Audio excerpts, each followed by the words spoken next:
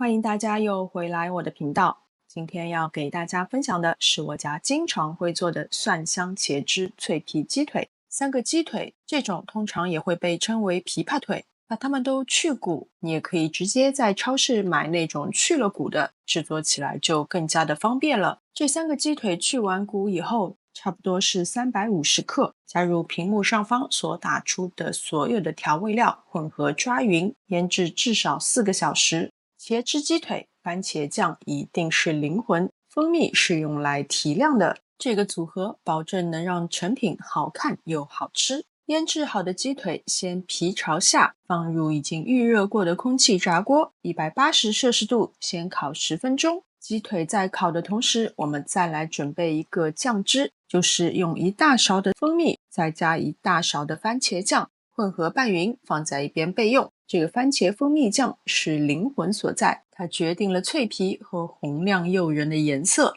10分钟后翻面，皮朝上刷一层刚刚调好的番茄蜂蜜酱，然后继续用相同的温度再烤8到10分钟。